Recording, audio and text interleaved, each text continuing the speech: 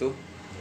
Selamat siang saudara-saudaraku, jumpa lagi dengan saya Teddy Rustiadi. Alhamdulillah, kali ini kita akan melanjutkan perbincangan kita yang sangat luar biasa mengenai pemekaran Pangandaran. Di episode yang lalu Pak Ketua, Pak Pratman sudah membicarakan tentang pertemuan sebelum menjadi kabupaten, pertemuan sampai menjadi panitia kecil berkumpul di Desa Pananjung. Kemudian tur ke daerah, yang pertama ke Cimerak, yang kedua ke Kalipucang yang disatukan dengan Padaherang dan Mangunjaya.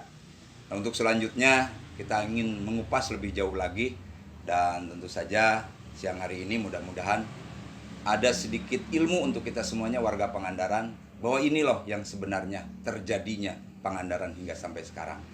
Nah, untuk itu kembali hari ini Pak Pratman, Pak Wagiman akan seleluasanya menceritakan tentang pemekaran Kabupaten Pangandaran. Kami persilahkan, Pak. Terima kasih. Assalamualaikum warahmatullahi wabarakatuh. Insyaallah. Jadi terima kasih kepada gagasan ide dari teman kita ini, bahwa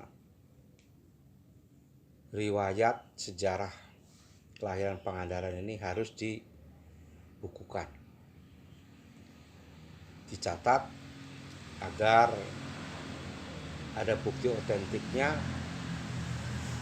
bahwa perjalanan sejarah sampai kabupaten lahir menjadi sebuah kabupaten ini seperti apa. Kemarin saya sudah sampaikan bahwa setelah dari pertemuan Pananjung, Desa Pananjung, selanjutnya kita maraton ketua panitia kecil dengan reng-rengannya mendatangi masyarakat di tiap-tiap kecamatan, yang tujuannya tiada lain adalah saya ingin mengukur sejauh mana dukungan masyarakat Pangandaran terhadap rencana Kabupaten Pangandaran itu. Tapi ternyata kecamatan-kecamatan yang saya kunjungi itu luar biasa. Tidak ada yang menolak. Semuanya menginginkan kalau bisa sekarang lahirkan, Pak. Mungkin saking kepenginnya.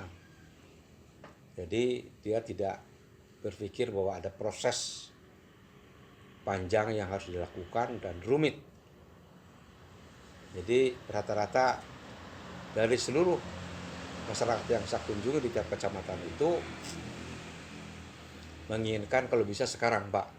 Mengingatkan, itu tahun Ya. berapa, Pak? Mengingatkan? Ya itu waktu kita keliling itu, waktu kita keliling ke kecamatan-kecamatan itu. 2007. Iya. Nah, kalau khusus Kecamatan Padaherang, pada saat itu paparan saya lakukan di Islamic Center Padaherang. Mangunjaya, Kalipucang, dan saya tarik sekalian bareng-bareng di tempat itu di Islamic Center Padaherang. Dan karena setiap pertemuan selesai sambutan, saya selalu menyilahkan waktu kepada auden, kepada masyarakat untuk melakukan pertanyaan-pertanyaan. Yang kurang jelas silahkan tanyakan sekarang di sini supaya saya bisa langsung jawab. Saya bisa langsung jelaskan kepada masyarakat yang masih belum paham. Dan waktu itu kalau di kecamatan lain nggak ada. Terjadi dialog puas. Khusus dari Kecamatan Padaherang waktu itu, kelompok pemudanya,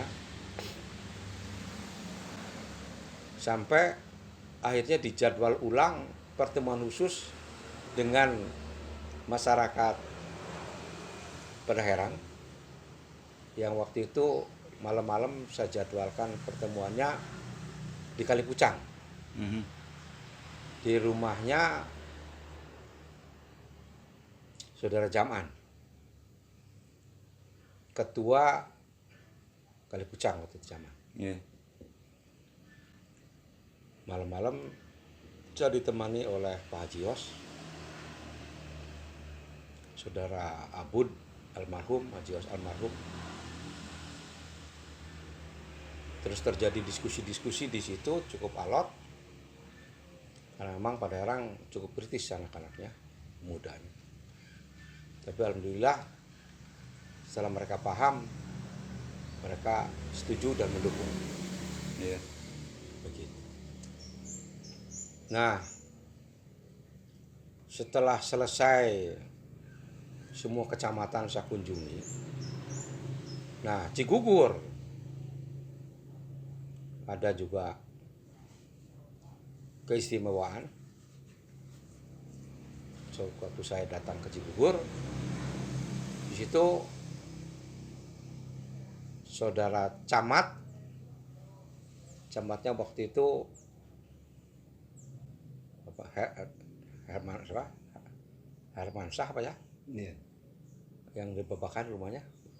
Irwansyah. Irwansyah. Memberikan sambutan, memberikan dukungan, dan juga anggota DPRD dari P3, saudara Wowo Iya, iya. di Cigugur. Dia bersemangat memberikan dukungan. Jadi Irwansyah dengan mengabaikan rasa takut, karena waktu itu birokrasi pejabat yang ikut terlibat pemekaran diperingatkan keras sama bupati. Tapi saudara Irwansyah nyelonong di Cigugur karena mungkin diberi waktu. Kalau nggak nyambut juga bagaimana, mungkin jadi, tapi dia menyambut positif sekali. Nah, dari Cigugur ke Langkaplancar luar biasa. Di sana kebanyakan pemuda dan ulama di Langkaplancar. Iya. Itu di Karangkamiri, dia ada gedung pertemuan di sana. Di Karangkamiri itu yang hadir banyak juga penuh. Tapi tidak banyak pertanyaan-pertanyaan yang sampai alot, tidak ada. Juga Julang waktu itu di Julang, di Balai Desa Cijulang, bundaran itu Ya, dekat beneran depan masjid. depan masjid. Itu ada 2 kali di sana di Cijulang. Sewaktu saya melakukan dari posisi ketua panitia kecil, terus sampai dengan sudah lolos dan mau menetapkan pusat pemerintahan, itu saya ngariung lagi di Cijulang. Waktu itu didukung oleh tokoh masyarakat, kepala-kepala desa di Julang, terus juga ulama-ulama. Ada ulama Pak Sapa itu dari Muhammadiyah, cukup kritis, tapi dia Pamulis bukan? bukan yang kurus-kurus, apa itu yang bukan pemulis. Lupa nih, mungkin kalau si Opang mungkin masih ingat, tapi sudah meninggal. Terus Cijulang sudah ya, sudah Parigi waktu itu dilakukan pertama di Balai Desa Cibenda. Yang hadir juga banyak,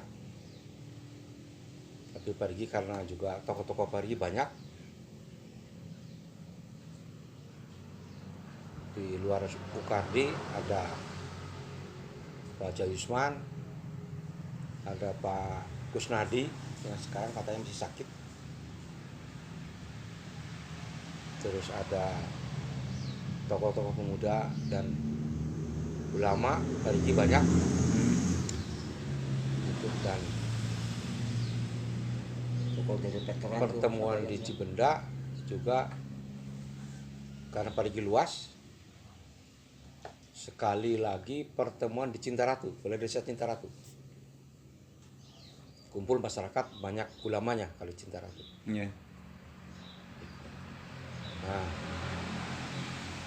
pada intinya semua sudah saya jajaki aspirasi masyarakat.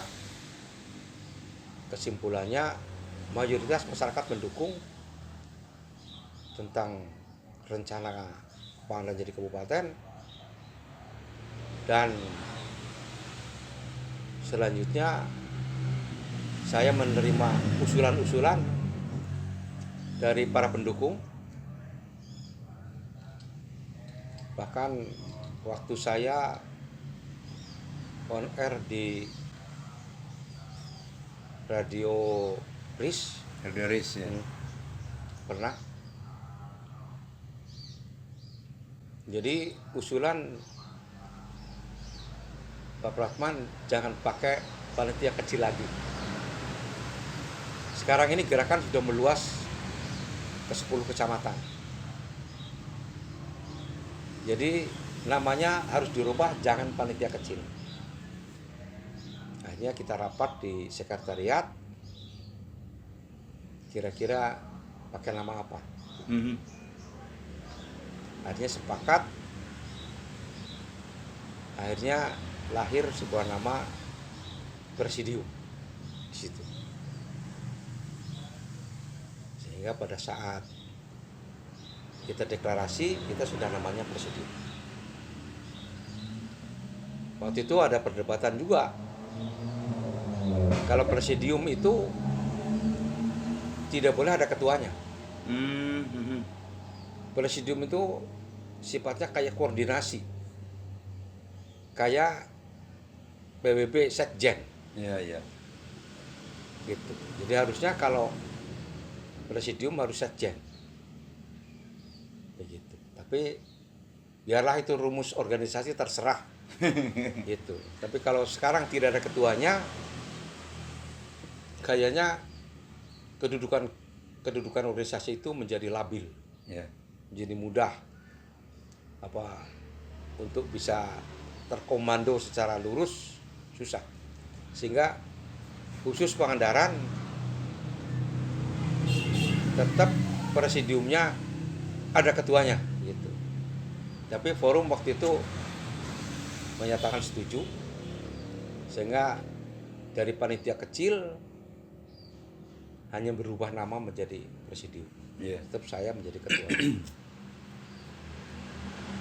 Nah, dalam proses perjalanan presidium itu yang dipersiapkan pertama adalah rencana deklarasi. Waktu itu cari tanggal, kira-kira tanggal berapa, hari apa, ada 3 kali berubah. Saya sama Sony waktu itu. Dan setelah 1 tahun tsunami, waktu itu 17 Juli 2006 itu peristiwa tsunami. Ya. Sehingga itu menjadikan momen sejarah bahwa Pangandaran pernah terjadi suatu bencana yang luar biasa yang namanya tsunami yang terjadi 17 Juli 2006. Sehingga 17 Juli 2006 itu saya jadikan juga momen untuk deklarasi Pangandaran. 1 tahun mengenang tsunami, kita juga mendeklarasikan Pangandaran menjadi kabupaten baru. Jadi saya hitung-hitung ini 17 Juli, 17 bulan 7 2007. Karena 1 tahunnya kan peristiwa tsunami kan 2006. Ya. Sehingga 1 tahunnya ada 2007. 2007. Sehingga angka 17 Juli berarti 17 bulan 7 2007. Saya pikir ini angka keberuntungan ini. Sehingga begitu ada perencanaan sudah matang, saya dapat kabar dari Ciamis bahwa deklarasi harus dirubah waktunya, jadwalnya, karena akan dilaksanakan Hari Keluarga Besar Keluarga Berencana Nasional tingkat Jawa Barat yang akan diadakan di Pangandaran. Jadi diminta dengan hormat jadwal deklarasi minta diundur. Tapi saya tetap ngotot, saya tidak mau diundur karena saya sudah memberikan pemberitahuan kepada Kapolres, kepada Polres, kepada Kodim waktu itu, kepada Pemda juga, bahwa rencana tanggal 17 Juli 2007 kita ada deklarasi di Pangandaran. Sehingga kita ngotot tanggal itu tidak bisa dirubah karena menurut saya ini jarang ini angka 7 beriring-iringan gitu. Keramat gitu. Ya artinya dengan susah payah waktu itu, bahkan di sini itu ngeriung menjelang deklarasi, Haji Adang berkeberatan tidak akan ikut, Saudara Tudi juga tidak akan ikut, terus Saudara Ino juga tidak ikut deklarasi. Terus saya tanya waktu Adang mengatakan habis tengiring Kang deklarasi alon alasannya. Alasannya saya kader Golkar belum setuju. Terus Tudi gimana alasannya? Sama, Tudi juga saya anggota DPRD Golkar. Sementara Golkar belum setuju. Jadi saya sebagai kesetiaan seorang kader, saya menyatakan mundur, tidak ikut deklarasi. Terus kamu Ino alasannya saya dibisiki oleh beberapa intel, Kang Ino jangan terlalu depan, takut ada apa-apa kan gitu. Pikiran saya kalau intel yang ngomong ada apa-apa pasti ada peluru nyasar lah gitu. Nah terus ya saya hormati. Terus Haji Yos gimana? Saya ikut ketua. Sony saya ikut ketua. Bikin saya ikut ketua. Nah bagi yang ikut ketua, karena ini jadwal sudah matang, tetap hari dan tanggal itu harus dilaksanakan. Risikonya kalau ada peluru nyasar, pasti nyasarnya ke saya, bukan ke siapa-siapa, pasti ke saya. Begitu. Nah, terus kebetulan waktu itu lagi anget-angetnya Ustadz Jeffrey. Iya. Itu saya manfaatkan juga untuk lebih bukan menghibur tapi memeriahkan, menyemarakkan deklarasi itu. Ustadz Jeffrey kita undang ke sini, begitu. Dan beliau hadir istirahat di Hotel Mustika Ratu. Dan yang hadir alhamdulillah waktu itu perkiraan anak-anak wartawan sekitar 35 ribuan. Kawas lebaran memang kayak lebaran aja persis itu. Jalan padat di mana-mana. Nah, alhamdulillah ya masa sebanyak itu pasti kendaraan juga ngalut, nggak berhenti penuh pokoknya. Nah di sana sambil menunggu deklarasi, saya persilahkan tokoh-tokoh dari perwakilan kecamatan untuk menyampaikan orasi. Naik ke panggung, silahkan menyampaikan orasi. Ya, mereka perwakilan kecamatan masing-masing yang waktu itu rata-rata diwakili oleh ulama-ulama, ajengan-ajengan. Hampir semuanya ajengan yang menyampaikan orasi di panggung pada saat deklarasi itu. Terus waktu itu saya nelpon Pak Eka sebelumnya malamnya sebelum malam ya malam tanggal 17-nya itu, Pak Eka besok diharap hadir ya menyaksikan deklarasi. Oh ya hadir saya, tapi bener Pak Eka kudu hadir ya. Gitu. Alhamdulillah hadir. Terus saya juga telepon Pak Hojin Humedi, itu wakil ketua umum P3, wakilnya Surya Dharma Ali, waktu itu ketua P3-nya Pak Surya Dharma Ali, itu pelaksana hariannya Pak Hojin Humedi. Waduh Pak Pratman, kalau besok nggak bantrok acaranya saya ingin hadir. Saya ingin menghadiri, menyaksikan deklarasi Pangandaran. Tapi besok saya juga harus mengesahkan undang-undang tentang Tangerang Selatan. Jadi Tangerang Selatan menjadi Pemkot. Iya. Saya besok harus menandatangani itu. Jadi mohon pengertiannya saya tidak bisa hadir. Begitu itu Pak Hojin Humedi. Waktu itu dia menjadi ketua badan legislasi di DPR RI. Begitu. Sampai mengatakan, sudah Pak Pratman segera aja kirimkan. Saya ingin sebelum saya berhenti 2009, karena saya 2009 saya tidak akan nyalon lagi di DPR RI, itu untuk kado akhir tugas saya untuk menandatangani Pangandaran.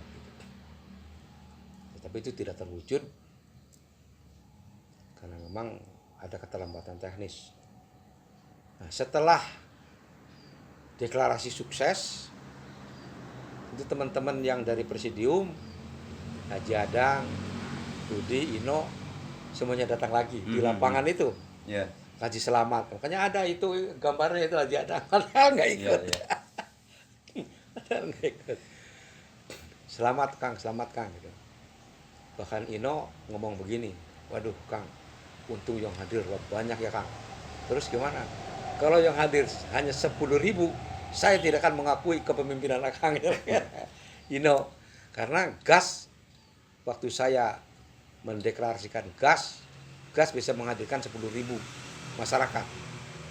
Jadi kalau presidium hanya 10.000 sama dengan gas, berarti saya nggak mengakui kepemimpinan Kang. Tapi alhamdulillah ini luar biasa sekali gitu. Jadi sekarang ngakuin, iya Kang, gue saya ngakui. Ino itu. Nah malah itu dari teman-teman Golkar ada bawa air, aqua, ya udah bagikan aja ke masyarakat itu. Golkar. Nah setelah saya membacakan deklarasi di panggung, JJ datang. Karena memang saya beritahu. Bahkan waktu itu saya persilahkan JJ untuk menjadi ketua presidium, tapi dia menolak. Yeah. Alasannya karena saya harus juga menghormati keinginan atau aspirasi warga Jambi Utara. Alasannya begitu. Setelah deklarasi, JJ hadir. Saya suruh naik ke panggung. Begitu, dan secara simbolik saya serahkan tulisan deklarasi itu ke JJ di dalam panggung. Nah selesai deklarasi, bubar semua. Yang cukup saya terkesan itu pernyataan Pak Eka. Eka kan waktu itu menjadi ketua panitia kerja pemekaran seluruh Indonesia di DPR RI. Dia sudah menghadiri beberapa kali calon-calon kabupaten baru mendeklarasikan. Kakara di Pangandaran sih kieu. Meriah. Ya, meriah dan ada itunya. Ada pembacaan wangsit. Wangsit Pakidula. Itu ada wangsit itu masih ya ada. Wangsit Pakidulan itu wangsitnya para leluhur Pakidulan terhadap harapan masa depan Pangandaran seperti apa. Itu dalam maksud maknanya ke sana. Iya. Itu dibacakan, yang baca Sony karena harus suaranya besar, volumenya besar, tapi Tidak boleh kelihatan. son mana nyumput baca kena ulah kadir jalan mana gitu. Iya Kang, iya Pak, ya. Jadi Sony membacakan di belakang panggung. Itu Pak Eka sampai katanya saya juga merinding, itu Pak Karayo Pangandaran juga kio. Saya juga ada rasa bangga ya, ada Iya. apa yang terucap oleh Pak Eka seperti itu, saya bangga. Berarti Pangandaran beda dari yang lain gitu. Nah, setelah deklarasi berlangsung dan ternyata tidak ada kejadian apa-apa, bubar sampai pulang kembali, masyarakat yang menghadiri deklarasi kembali ke masing-masing kecamatan dan tidak terjadi apa-apa. Insiden kecelakaan di jalan pun tidak terjadi. Jadi saya bersyukur, alhamdulillah ini mudah-mudahan ini sebuah tanda-tanda kelancaran itu, waktu itu. Nah terus seminggu kemudian apa sebulan kemudian waktu itu secara resmi kita menyurati DPRD Kabupaten Ciamis untuk menyerahkan berkas. Sebulan kemudian kayaknya, karena waktu itu Juli, Iya.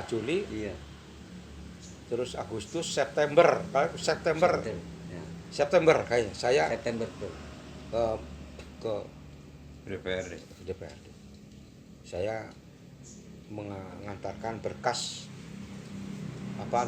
permohonan tentang sikap masyarakat Pangandaran yang ingin menjadi kabupaten sendiri. Ya waktu itu diterima oleh Ketua Dewan dan reng-rengannya, dan itu kebetulan JJ yang jadi Ketua Dewan waktu itu. Nah setelah diterima, dia janji seminggu akan ditindaklanjuti, tapi kemudian mundur menjadi 9 bulan. Jadi 9 bulan.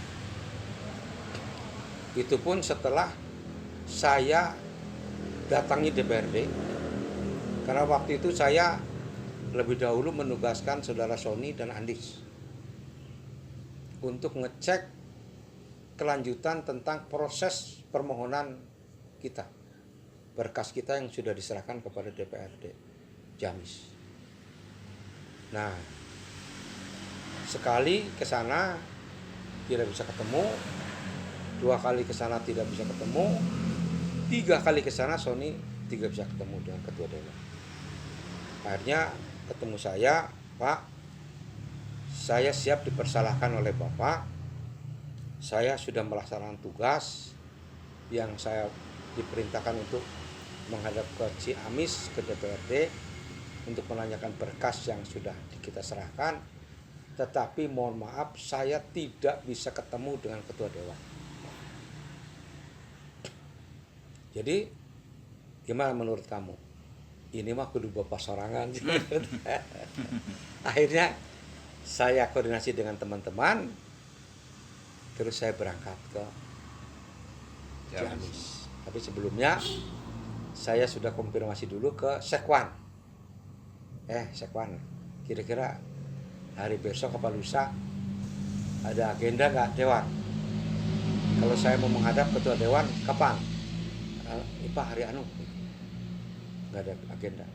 Betul, hari yang sudah ditentukan saya berangkat bersama-sama rombongan menghadap Ketua Dewan, ke saudara JJ. Saya masih ingat begitu saya menyampaikan bahwa kedatangan saya ke sini untuk melacak proses pengajuan yang berkasnya sudah diserahkan kepada DPRD, yaitu tentang pemekaran daerah. Dia jawab, ingat aja sampai sekarang saya, Itu berkas yang mana ya Mas? Itu. Ingat saya. Dia jawab, berkas yang mana ya Mas? Buset. Ini nggak masuk akal saya itu. Karena Pangandaran itu baru kali itu ada pemekaran daerah. Banjar itu bukan pemekaran daerah. Karena Banjar itu akibat daripada undang-undang yang kotatif dihilangkan. Penghapusan undang-undang tentang kota administratif. Banjar itu kotatif. Sehingga Banjar suruh memilih kembali kepada kecamatan atau naik status menjadi Pemkot. Dan saudara Herman dan kawan-kawan sepakat untuk naik ke Pemkot. Jadi tidak seperti Pangandaran yang berjuang dari awal aspirasi masyarakat. Begitu. Jadi saya heran waktu saudara ketua dewan mengatakan berkas yang mana, begitu. Nah, terus oke lah, mungkin lupa, bisa saja manusia lupa. Terus coba Son, keluarkan itu surat tanda terimanya. Tanda terima. Ini surat tanda terima yang menandatangani juga Anda. Terus itu contoh berkasnya yang sudah diserahkan. Keluarkan juga. Keluarkan, kan segini nih. Yeah. Keluarkan sama Son. Ini contoh berkas yang diserahkan ke sini. Terus dia telepon ke Sekwan. Sekwan di depan kita, orang dia di situ, kita di sini. Mario, teman-teman. Itu berkas pengajuan pemekaran Pangandaran, bawa ke sini. Ya, siapa? Ya datang itu. Ini Pak. Itu berkas yang mana? Saya heran waktu itu. Tapi ya terserahlah itu. Tapi yang jelas berkasnya ada, tidak hilang aja, untung. Itu terus akhirnya dari sanalah proses dimulai. Yeah. Terus ada kita diundang, terus ada rapat paripurna, dan untuk segera berkas itu ditindaklanjuti ke Provinsi Jawa Barat. Kebetulan waktu itu Pak Engkon itu mau nyalon lagi. Jadi Pak Engkon waktu itu cuti sementara. Yeah. Diganti oleh Pak ini Bandi. Haji Bandi. Yeah. Wakilnya naik menjadi bupati. Gitu. Jadi yang menandatangani berkas persetujuan itu Haji Bandi. Nah, setelah 9 bulan terus kita kejar ke sana, terus berapa hari kemudian kita datang sama JJ. Nah, terus kita naik ke Provinsi Jawa Barat. Provinsi Jawa Barat juga waktu itu ya mungkin karena pemekaran daerah itu juga sesuatu yang membuat ribet pejabat mungkin. Yeah. Jadi jarang kepala daerah yang langsung merespon dengan semangat. Jarang. Rata-rata susah. Saya mau nemui gubernur aja susah. Begitu. Nah, waktu itu yang aktif sering saya bawa ke provinsi itu saudara Mijan. Almarhum. Mijan. Bahkan waktu saya ke provinsi, waktu persetujuan Provinsi Jawa Barat, Pak Wagiman ada di sana dengan Pak Selamat ya waktu itu. Ngurus masjid. Nah, singkat ceritanya dengan liku-liku perjalanan, karena dari awal saya sudah tahu bahwa pemekaran ini adalah proses undang-undang. Bahwa pemekaran daerah itu harus melalui lahirnya sebuah undang-undang. Yeah. Dan undang-undang itu kewenangannya ada di legislatif. Ada di DPRD, DPR, DPR RI. Sementara DPR itu diisi oleh partai-partai politik. Jadi jauh-jauh hari saya sudah hitung untuk memudahkan perjalanan saya harus melepas baju partai saya. Saya tidak berpartai.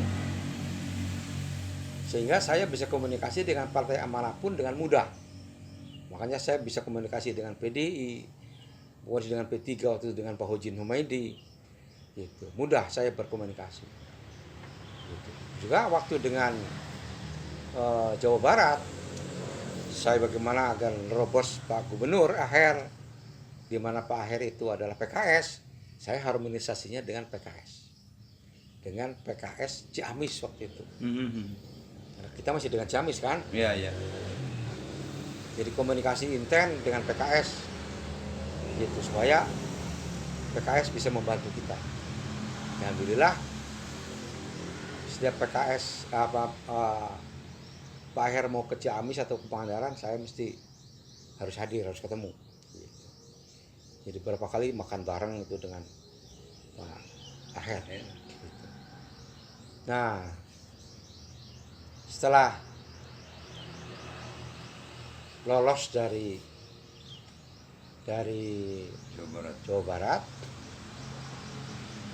berkas dilanjutkan ke DPR RI. Nah, tapi Pangandaran tidak melalui normatif itu. Karena pembahasan undang-undang itu ada di DPR RI, bukan Perda sih.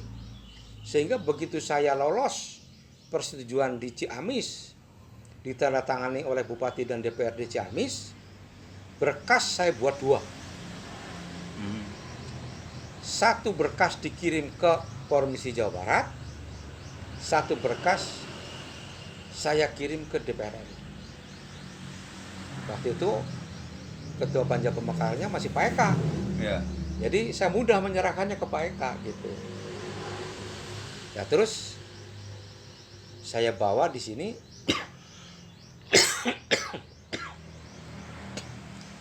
dari asisten 1 Ciamis yang membidangi pemerintahan. Saya bawa 2 orang untuk sama-sama ke DPR RI. Waktu menyerahkan ke DPR RI saya bawa itu. Saya minta nanti yang menyerahkan Bapak, jangan saya. Iya, iya. Supaya kelihatan harmonis antara presidium dengan pemerintah. Oh ya siapa? Gitu. Nah, terus nanti yang menjelaskan biar saya. Nanti yang menjelaskan tentang apa pertanyaan dari beliau, dari DPR, saya. Iya. Bapak hanya tugasnya menyerahkan berkas ini ke DPR RI. Siap. Begitu. Jadi dan itu ternyata sangat kena. Begitu. Jadi tentang Pangandaran apalagi yang dipermasalahkan antara pemerintah dan presidium udah jadi satu kan gitu. Jadi nggak ada masalah. Jadi DPR RI mestinya tidak menyulitkan Pangandaran, itu pernyataan Pak Eka gitu akhirnya. Gitu. Nah di sini di mana itu Jawa Barat itu waktu itu kita masuk ke sana Oktober apa November ya Pak? Ini itu Oktober kayaknya sih. Itu jadi yang jelas saya menghadap ke sana. Pertama saya ketemu sekda. Waktunya sekdanya apa samanya Pak? Itu.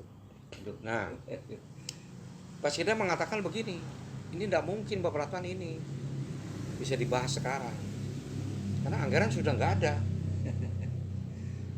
Anggaran perubahan aja sudah ketok palu, apalagi anggaran murni perubahan aja sudah nggak ada, sudah ketok palu. Yeah. Jadi ini sudah tidak mungkin bisa dibahas sekarang tahun ini. Ya bisa juga terjadi begitu, dan itu mohon maaf kesalahan saya. Tapi yang penting saya ingin ketemu Pak Gubernur. Hanya dijadwallah untuk ketemuan dengan Pak Gubernur. Nah, sewaktu saya ingin ketemu Pak Gubernur,